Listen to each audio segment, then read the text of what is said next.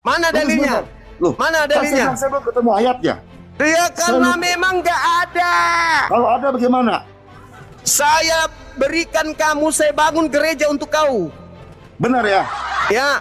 Hah? Silakan kau cari sekarang. Kalau ada mau ya, benar ya? Ini saksi 10.000, 11.000 orang nonton. Saya bangunkan gereja untuk kau. Nanti saya cari ayatnya. Kalau tidak ada, Tunggu dulu sebentar. apalagi? Kristus telah menebus kita. Kata Paulus kan?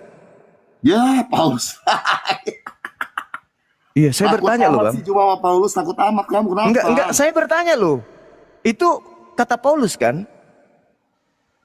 Kenapa? Kalau memang kamu nggak percaya, ngapain kamu bahas ayat ini? Saya tanya. Saya bukan tidak percaya, saya bertanya. Itu kata Paulus kan? Betul. Betul. Udah, Kamu lanjut. Kamu percaya nggak ini? Tulisan Paulus. Lanjut. Percaya nggak? Saya percaya itu ucapan Paulus. Ya, oke, percaya ya. Oke. Ya. Kristus telah menebus kita dari kutuk hukum Taurat dengan jalan menjadi kutuk. Artinya dia tidak terkutuk, tapi dia menjadi kutuk karena Menjadi kita. kutuk. Ya. Sebab ada tertulis, terkutuklah orang yang digantung pada kayu salib. Siapa orang tadi? Yesus. Apa Ya. dosa yang dilakukan oleh Yesus sampai dia terkutuk? Loh, karena dia menjadi kutuk. Ada alasannya dong. Ini ayatnya ada. Iya, apa alasannya sampai Yesus Ayatnya dikutuk? jelas.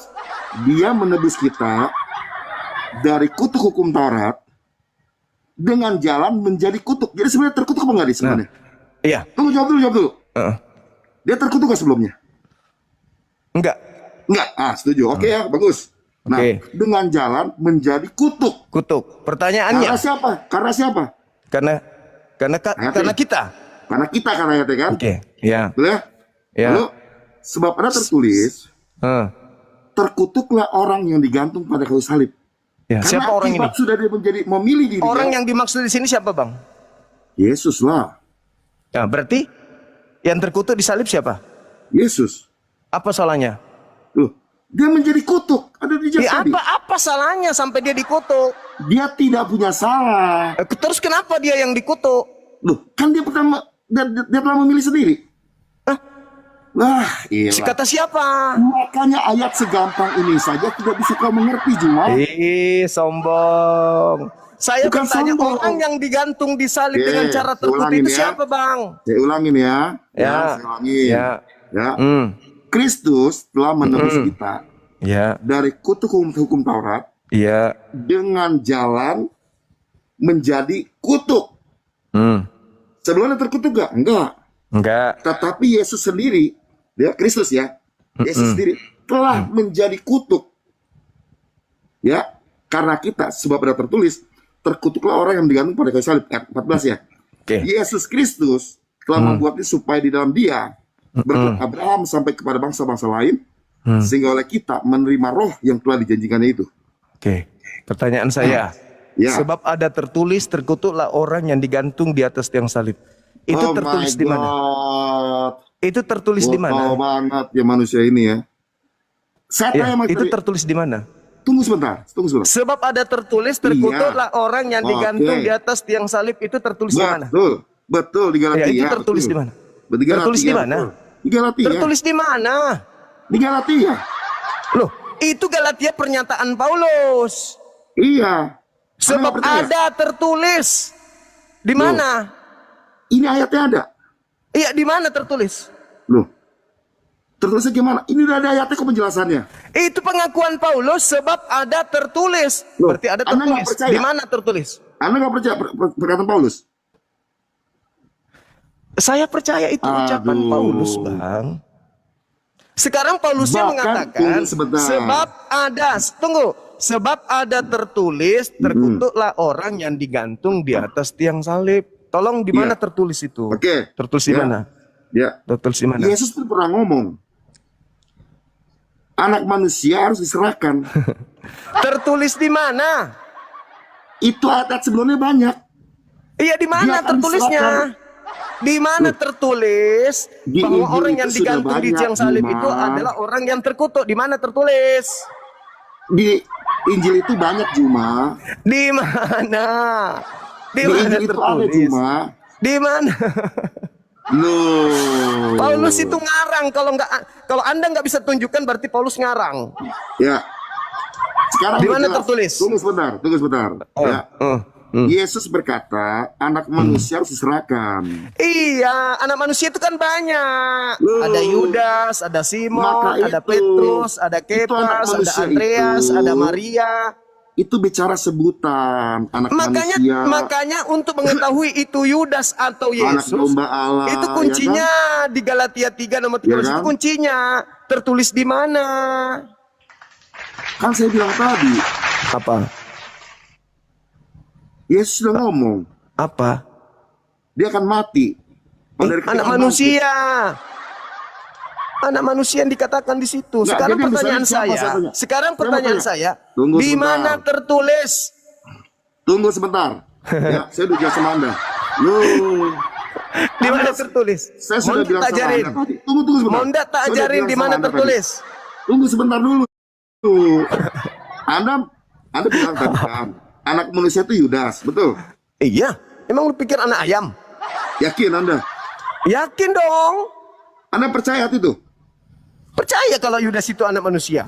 Nah, anak manusia akan mati, betul? Iya. Nah, saya mau tanya, kalau Anda percaya anak manusia mati, dan dia bangkit pada hari ketiga, saya mau tanya, siapa yang bangkit itu? Yudas. Kenapa? Mau saya buktikan? Silakan. Oke. Silakan. Nih, dengarkan kupingmu ya, dengarkan. Ya, silakan. Galatia 3 nomor 13. Kristus telah menebus Kristen dari kutuk hukum Taurat dengan jalan menjadi kutuk karena Kristen. Sebab ada tertulis, terkutuklah orang yang digantung di atas tiang salib. Tertulis di mana? Tertulis Juma. Tertulis di Ulangan 21 sama tulisan Paulus, tapi pakai tulisan Paulus. Tertulis di Ulangan 21 nomor 22 sampai 23. Apa yang tertulis di Ulangan 21 nomor 22 23? Dengar dulu. Ngaco semua Juma. Dengar dulu. Di Ulangan 21 nomor 22 23. Tulisan Paulus, tapi tulisan Paulus kau pakai dari Paulus tadi. mengutip Ulangan 21. Paulus ini mengutip Ulangan 21. Anda kan tidak bisa nunjukkan tertulis di mana. Saya tunjukkan. Saya tunjukkan. Tertulis di Ulangan 21 nomor 22 sampai 23. Apa yang tertulis di sana? Apabila ada orang yang melakukan dosa yang sepadan dengan hukuman mati, lalu kau gantung dia di sebuah pohon, jangan kau biarkan mayatnya semalam-malaman. Sebab orang yang digantung terkutuk oleh Elohim. Jangan kau biarkan mayatnya menyentuh tanah yang diwariskan Tuhan kepadamu. Juma, lari kemana kau Juma? Ulangan 27 nomor 25. Dengar dulu Bang. Sedikit lagi. Kau gak percaya Paulus, tapi kau pakai ayat Paulus semua buat pembenaran dirimu. Ku bingung sama kau ini.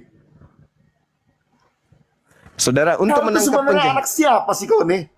Saudara, untuk menangkap seorang penjahat, apakah butuh pengakuan dari penjahat? Aduh, geliku benar-benar. Kau itu jadi banyolan di mana-mana di kalangan orang Kristen. Kau nggak percaya Paulus, tapi ayat-ayatnya kau pakai semua untuk menangkap seorang narkoba, pemakai narkobeng. Aduh, kadang polisi membutuhkan pelakunya mengaku atau tidak. Juma, kau belajar lagi lah. Kasihan kau. Satu waktu kasihan kau benar-benar. Repot kau membelokkan ayat firman Tuhan terus selama ini ya.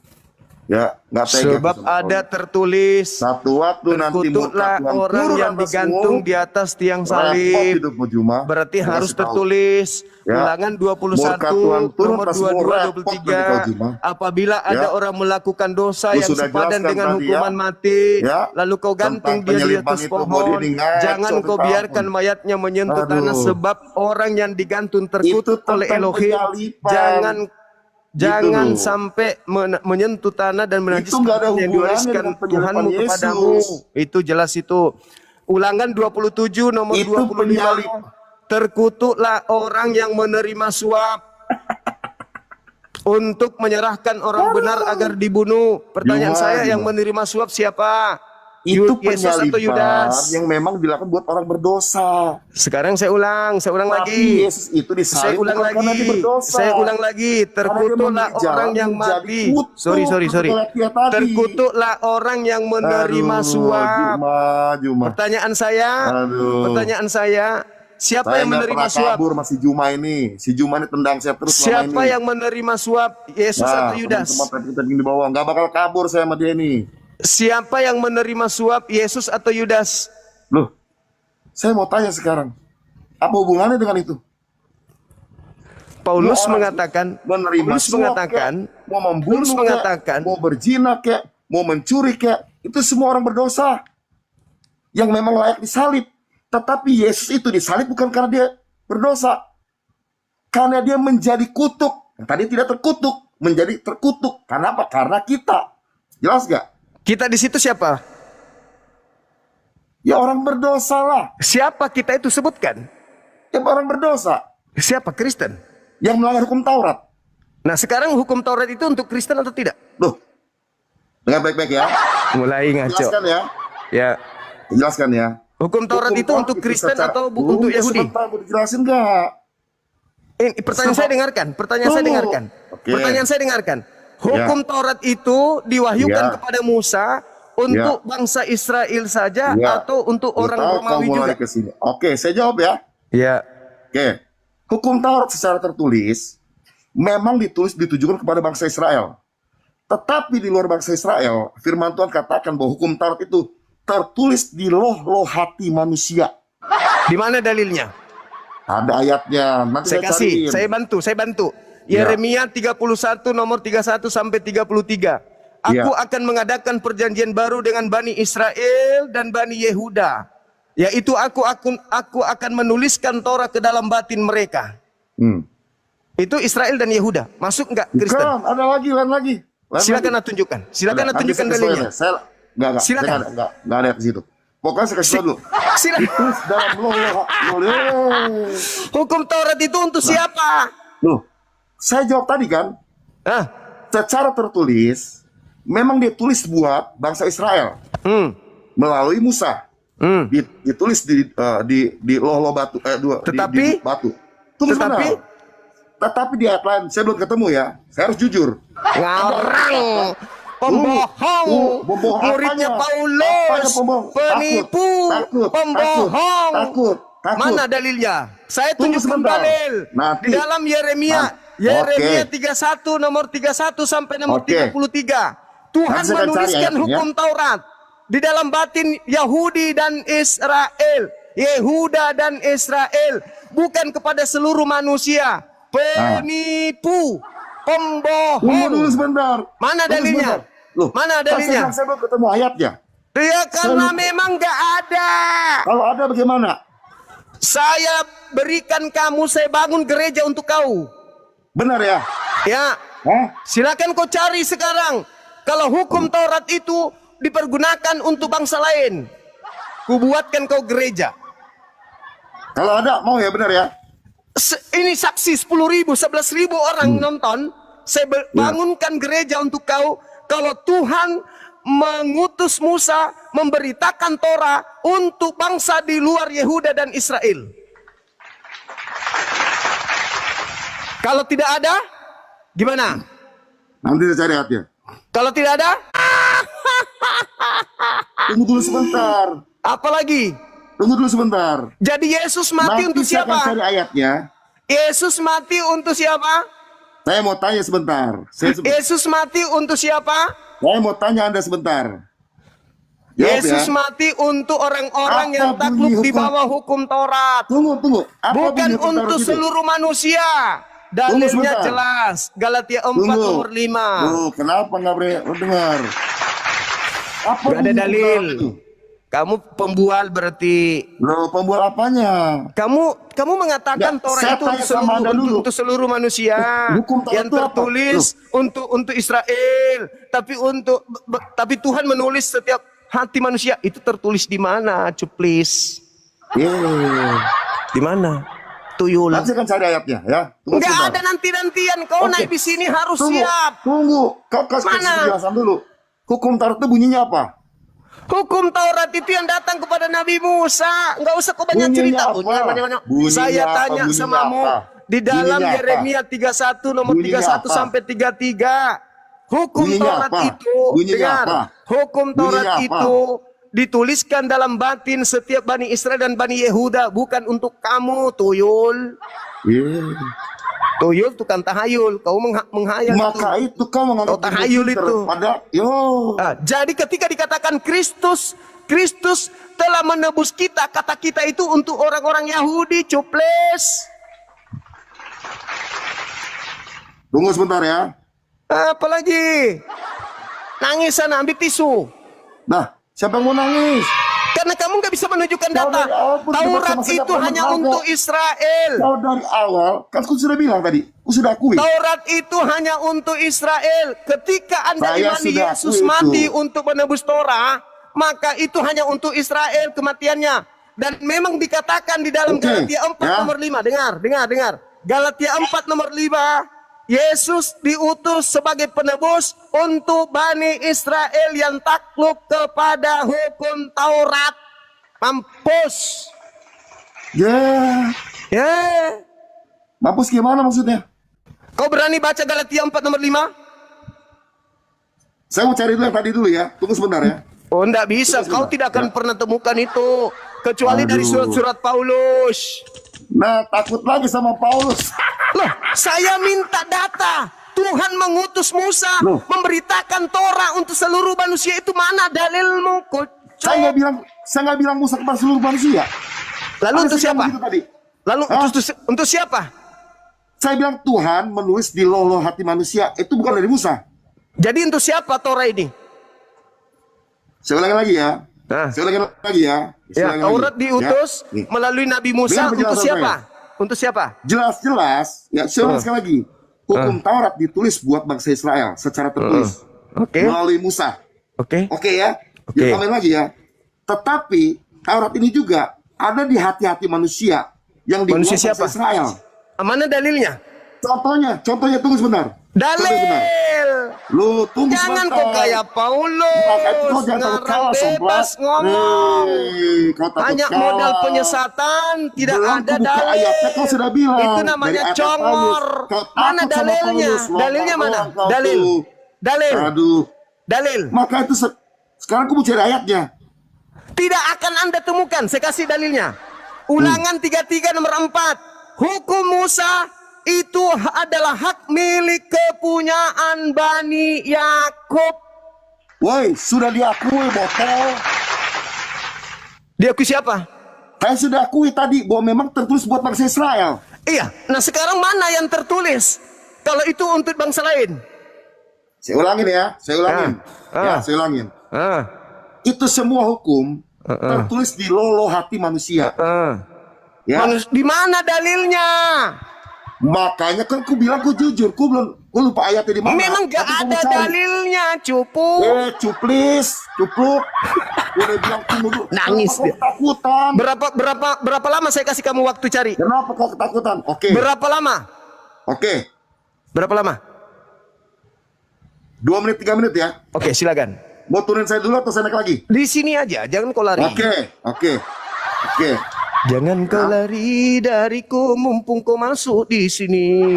Susah mencari oten yang jidatnya lebar. Mumpung kamu ada di sini, jangan kau kemana-mana. Buka masker sama saya berdua. Jangan kau kemana-mana, jangan kau sombong, nanti ku buka masker yuk, ngadu sama saya. Tidak usah sombong sama aku. Alah, kau nyindir-nyindir. Kalau cuman modal jidat kayak lapangan pesawat, aku takkan pernah takut. Cari tugasmu, Lul. Tugasmu. Jangan kau sosok paten situ. Ngomong seenak dewe kayak Paulus. Ngomong sana sini, Tuhan jadi manusia. Tanpa ada wahyu dari Tuhan, ngarang sendiri kayak Paulus. Saya baca ya. Silakan. 2 Korintus 3 ya. Iya.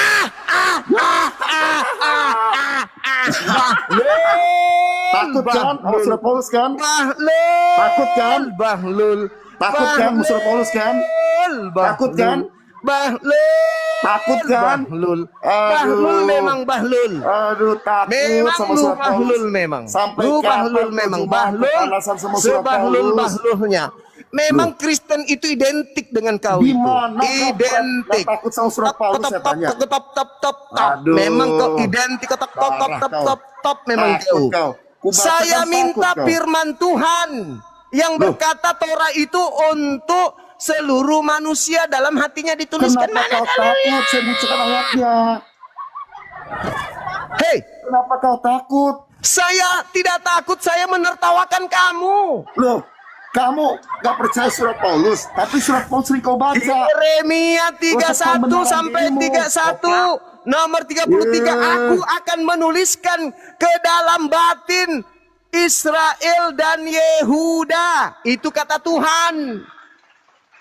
Kau bawa-bawa Paulus yang bukan Tuhan, cukples. Kau itu memang betul-betul kau itu mewakili Kristen. Sama Paulus, jidat lebar isinya kosong. Loh. Kau itu yang saya tanya, Tuhan berfirman, Dia menuliskan Torah ke dalam batin setiap manusia, itu tertulis di mana, lol? Itu kan ayatnya ada tadi ku bilang. Berarti Paulus ini Tuhan. Loh, Paulus kan menyampaikan kebenaran firman Tuhan.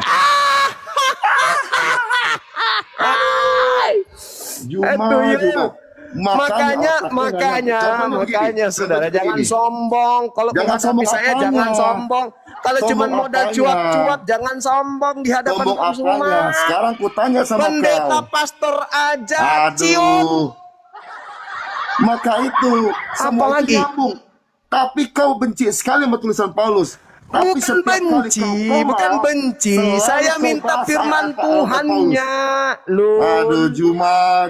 Saya minta firman Tuhan sebagaimana di dalam Yeremia 31 nomor 31 sampai 33. Aku akan menuliskan Torah ke dalam batin setiap Bani Israel dan Bani Yehuda. Sekarang saya mau tanya. Mazmur 147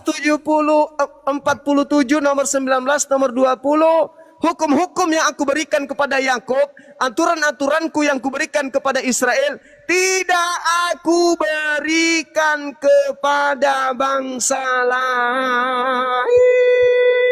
Juma. Berarti Paulus itu mengatakan Kristus membebaskan kita di situ hanya untuk Bani Israel. Cupu. Loh, sekarang Paulus Israel lagi. Loh, kan Taurat yang didengarkan. Galatia 3 nomor 13. Galatia 3 nomor 13, dengarkan. Kristus telah menebus kita dari kutuk hukum Taurat. Pertanyaan saya.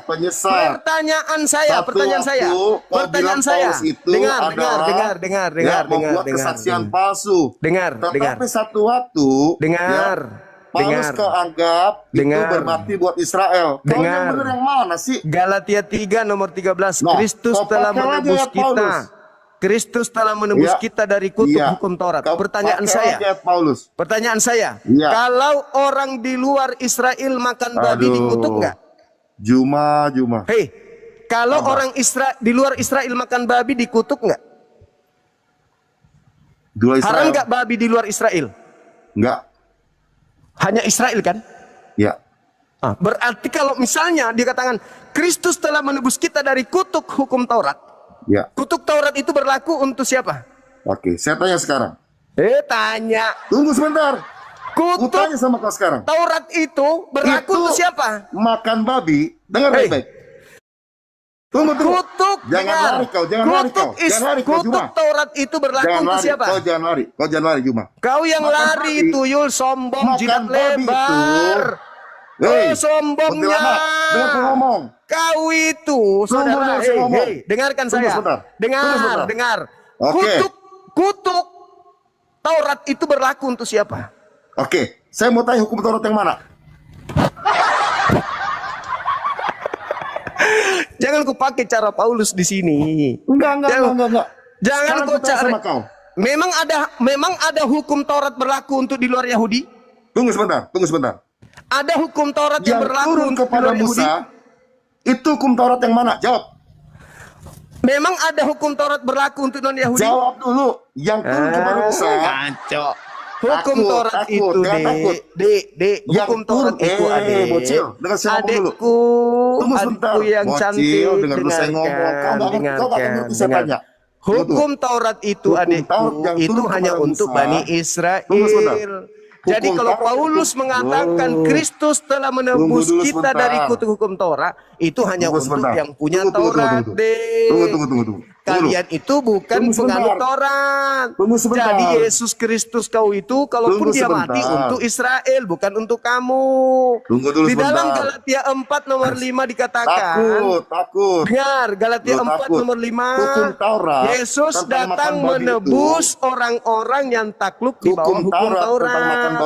Begitu adekku yang cantik jelita, yang sedikit unyu-unyu, itu hukum apa? Kepalanya besar, apakah otaknya hukum kecil. Yang turun kepada Musa, atau itu peraturan dari Musa pada bangsa Israel? Jawab.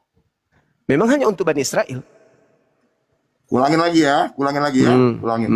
Tentang makan babi itu, ya. Apakah itu hukum Taurat yang turunkan Tuhan langsung ke Musa, atau Musa yang membuat peraturan Taurat itu kepada bangsa Israel? Jawab. Perintah Tuhan, jangan engkau makan babi karena itu haram bagimu. Jadi yang turun kepada Musa di Gunung Sinai itu termasuk itu? Iya. Semua hukum. Jangan ada ilah lain. Jangan ada ilah lain. Dengar. Jangan ada ilah lain di hadapanku. Kalau ada ilah lain, berarti ada ajaran lain. Dengarkan saya. Dalam hukum, dalam imamat, dengar. Dalam hukum imamat itu diterangkan kemudian. Dengarkan saya. Itu cuma 10 perintah. Dengarkan saya. Paham saya ngomong? Yesus berkata di dalam Matius 5 nomor 19. Apa kata Yesus? Apa kata Yesus dalam Matius 5 nomor 19? Juma jadi. Apa kata Yesus dalam Matius 5 nomor 19? Barang siapa yang menghilangkan atau membatalkan hukum Taurat meskipun yang paling terkecil. Saya tanya dulu samamu. Hukum Taurat yang paling terkecil itu apa? Juma. Hukum Taurat yang paling terkecil itu apa? Aku tanya dulu. Jangan nanya saya dulu. Udah. Tuhan Anda mau kabur dari sini? Anda saya turunkan atau Anda turun sendiri? Saya nggak bakal kabur. Anda saya turunkan. Anda saya turunkan atau Anda turun sendiri? Anda terus. Ya kalau begitu tunjukkan dalilnya. Kalau begitu tunjukkan dalilnya.